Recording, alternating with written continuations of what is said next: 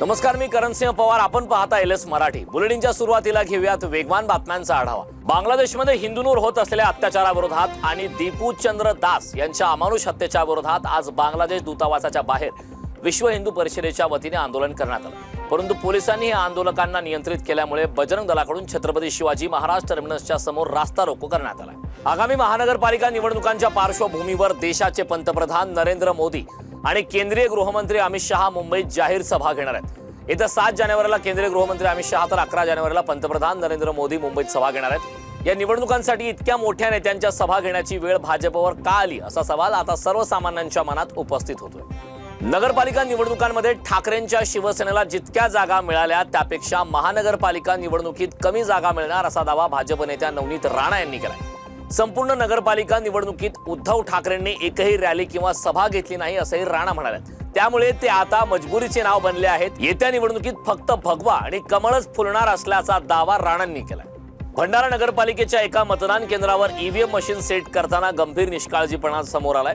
मशीनमध्ये ballot paper योग्य पद्धतीने न लावल्यामुळे शरद पवार यांच्या राष्ट्रवादीच्या उमेदवार करुणा राऊत आणि नोटा हे पर्याय ईव्हीएमवर दिसत नव्हते.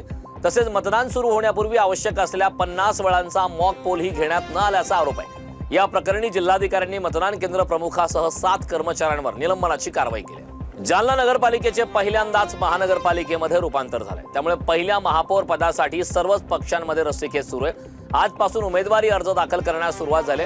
मात्र आज पहिल्याच दिवशी एकही उमेदवारांनी अर्ज दाखल केलेला नाही. दरम्यान उद्या काही उमेदवार अर्ज दाखल करण्याची शक्यता आहे. हिंगोलीमध्ये नगरपरिषद निवडणुकीत शिवसेनेला मिळालेल्या यशानंतर संतोष बांगर यांच्या नेतृत्वावर विश्वास ठेवून इतर पक्षातील कार्यकर्त्यांनी पक्षप्रवेश केलाय. जिल्हा परिषदेच्या अनुषंगाने हे पक्षप्रवेश महत्त्वाचे आहेत. मस्साजोग सरपंच संतोष देशमुख खून प्रकरणी आज बीड जिल्हा सत्र न्यायालयात सुनावणी पार पडली. पुढील सुनावणी 8 जानेवारी रोजी होणार आहे. खंडणी वसुलीस अडथळा केला म्हणून संतोष देशमुखांचा खून केला असल्याची माहिती ॲडव्होकेट उज्ज्वल निकम यांनी दिली. आज न्यायालयात आरोपीवर आरोपपत्र निश्चित झालं असल्याची माहिती त्यांनी दिली. आरोपींना फाशीची शिक्षा झाली पाहिजे अशी मागणी धनंजय देशमुखांनी केली. वांगणी जवळच्या काराव बदलापूर रस्त्यालगत बिबट्या दिसल्याने खळबळ उडाली. यामुळे परिसरातील नागरिकांमध्ये भीतीचं वातावरण पसरलंय.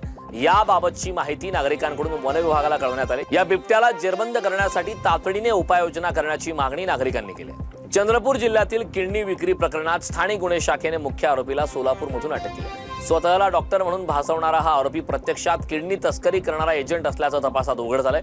सोशल मीडियाच्या माध्यमातून आर्थिक अडचणीत आलेल्या लोकांना पैशाचं आमिष दाखवून किडनी विक्रीस प्रवृत्त केल्याचा आरोप आहे. आंतरराष्ट्रीय किडनी तस्करी रॅकेटचा पर्दाफाश होण्याची शक्यता आहे. नवी मुंबईच्या सानपाडामधील एका शाळेत शिकणाऱ्या 13 वर्षीय विद्यार्थिनीचा विनयभंग झाल्याची घटना समोर आली. या प्रकरणी शिक्षकाविरोधात पोलीस ठाण्यात गुन्हा दाखल करण्यात आलाय.